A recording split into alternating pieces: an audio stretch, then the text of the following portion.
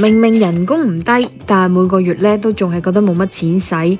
好聽啲咧就叫中產，但係其實只有自己知道咧，每個月都係計住咁使錢。呢一種高薪貧窮嘅感覺，你有冇試過呢？有冇解藥呢？今集同你分享我自己實驗緊嘅雙城生活，唔係離開香港，亦都唔係全盤北上，而係融合兩地嘅優勢，睇下有冇辦法咧緩解呢一種高薪貧窮嘅感覺。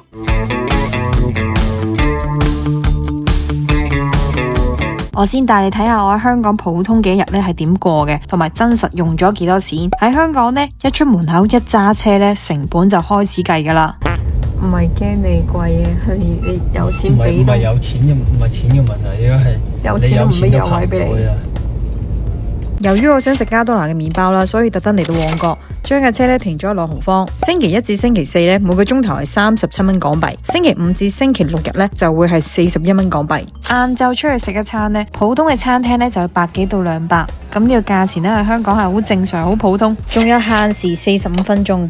喺朗豪坊咧停咗3個鐘，111蚊港幣，咁連同我啱啱買麵包啦、食下午茶啦、停車費啦，淨係喺旺角呢一站咧就使咗323蚊。點解我啲錢唔見晒㗎？啱啱先入咗個戶口，點解唔見咗嘅？第二站咧去咗百佳買日常嘅用品啦，通常會買飲品啦、薯片啦、啤酒啦、杯麵啦、洗頭水啦，最後就買咗520蚊。晚飯咧返咗屋企黐餐啦，冇使到錢。咁夜晚上咗太平山頂睇風景，雖然咧遊客先會做嘅嘢，但係香港夜景咧係世界頂級嘅。最緊要係唔使錢，淨係俾咗70蚊嘅停車費。山頂嘅停車場咧38蚊一個鐘，真係過咗一個非常普通嘅一日啦，冇話特別使咗啲咩錢。計下總數先，咁全日咧我就使咗913蚊港幣。好，而家咧就轉換我喺中山嘅一日。呢一間咧係喺中山嘅南區咧開咗好多年嘅平價網紅茶樓，要自己揾位啦，要自己拎點心啦，環境會比較熱啲嘅，但係勝在咧氣氛夠地道啦，係吸引咗唔少人特登去啊！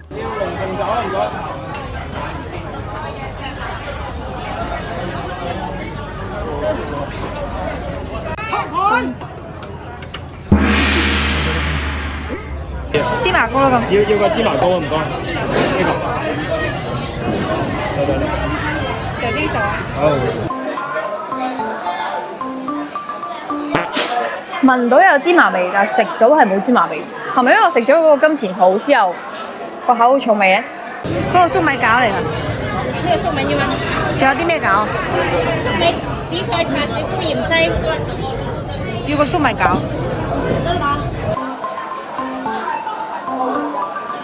即係合格 level 嘅一個粟米餃，唔會話所有嘢好突出，但係所有嘢好平衡。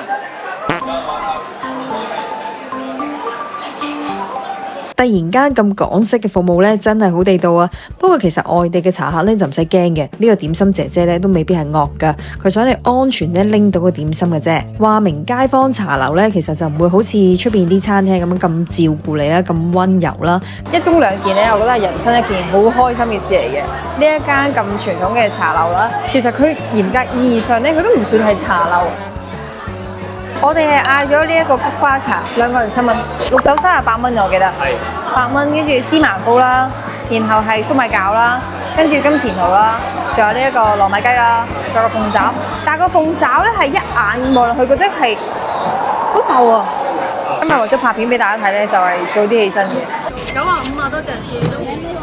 如果你係一家大細啦，咁揸車上嚟咧，有老人家嘅話咧，你帶佢嚟呢一站咧，我覺得佢有啲記憶應該打開咗嘅，即係可能佢細個時候都有啲類似咁樣嘅酒樓，但係對我嚟講係冇啲咁嘅地方有啲咁嘅記憶㗎嘛。如果你好介意呢個熱啦、嘈啦，咁呢度未必啱你嘅。但係如果你話好中意熱鬧，好中意好多人一齊搶嘢啊，即係搶嘢，即係攞點心嘅話咧，咁其實咧呢個係一個好地方嚟嘅。飲完茶咧，我就飲杯咖啡消暑啦，所以帶埋狗仔去商場。而間咖啡店咧就喺商場入邊嘅，係可以帶狗仔嘅。其實中山咧就有好多裝修得好靚嘅咖啡鋪嘅，但我唔想去，因為咧都會好多人喺度影相噶。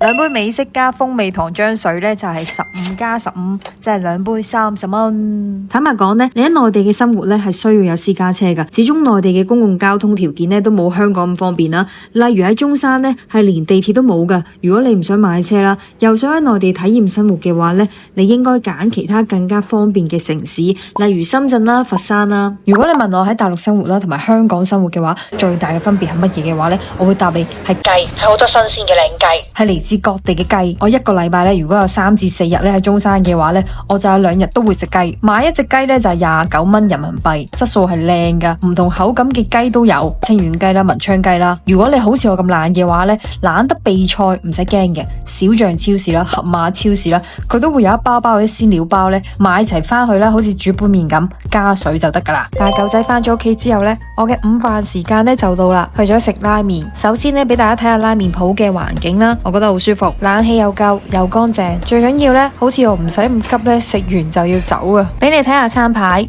有冇中意食嘅？大多數嘅價錢呢都係19至45蚊。最後我哋2個都揀咗呢個45蚊嘅豚骨拉麵。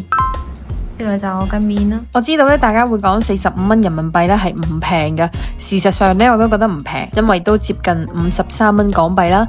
而實際上咧，佢雖然配料好豐富啦，但係湯底咧都仍然係比較單調啲嘅。我覺得可以進步，但係舒適嘅環境咧，令我覺得可以接受呢個價錢。大陸嘅優勢咧就在於生產資源極度豐富，對於我哋普通人嚟講啦，可以買到一啲價廉物美嘅食物啦，同埋日常用品，咁樣會令到你啲錢咧係變得好使咗嘅。雖然我哋喺香港咧就揾得多啦，但係同樣都係使得多噶。正如我嘅晚餐啦，我決定買2條粟米啦、1盒排骨啦，同埋1包油麥菜同豆豉鯪魚咧煮晚飯。2條粟米咧係5個3，一斤油麥菜咧係6個1，400 gram 嘅豬前排咧就15個9。可能咧你會問我點解唔出去食飯啦？喺大陸食飯唔係好平嘅咩？但係我覺得咧住得耐咗咧，我認為最高級嘅美味咧就自己煮嘅，而且乾淨啦、健康啦，亦都好方便。每道餸嘅使費咧就已經標注清楚啦，係一餐非常簡單嘅家常菜啦。我仲買咗一份手撕雞嘅，咁樣簡單嘅2菜1湯咧，晚飯總花費係67.9蚊。亦即係大概79蚊港幣啦。最後我哋統計下咧，喺中山簡單過一日咧係使咗幾多錢嘅？飲茶95，咖啡30，拉麵90，自製晚飯2餸1湯咧係67個9，停車係5蚊。咁喺中山過咗一日咧，一共就使咗292蚊人民幣，大概係340蚊港幣。對比下咧，喺香港一日咧就使咗913蚊港幣啦。